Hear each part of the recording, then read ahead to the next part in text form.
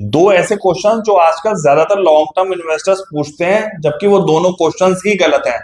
मैं बताता हूँ क्या, लेकिन उससे पहले मैं आप लोगों को ये बता दूं, मेरे बहुत सारी फेक प्रोफाइल्स बन चुकी हैं। अगर आपको कोई भी बंदा मैसेज कर रहा है या फ्रेंड रिक्वेस्ट भेज रहा है तो वो फेक है।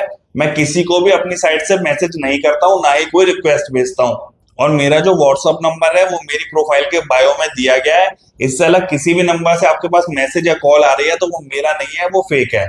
अब बात कर लेते हैं उन दो क्वेश्चंस की। ज्यादातर लोग आजकल ये दो सवाल पूछते हैं कि मैं इस स्टॉक को बाय कर रहा हूँ, लॉन्ग टर्म रखूंगा, तो इसका टारगेट क्या होगा। और दूसरा क्वेश्चन पूछते हैं कि इस स्टॉक को मैं किस लेवल पे बाय करूं।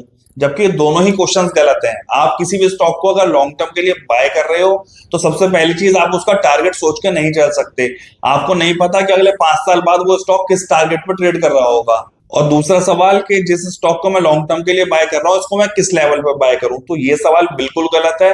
क्योंकि अगर आप लॉन्ग टर्म इन्वेस्टमेंट कर रहे हो तो आपको स्टॉक में हर महीने पैसा डालना है।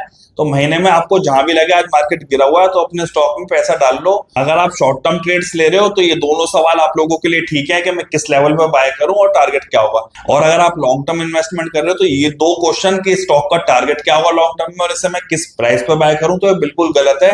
अगर कोई आपको इसका जवाब भी देता है तो वो अपने अंदाजे से देगा, इसका कोई जवाब ही नहीं होता है। राम राम।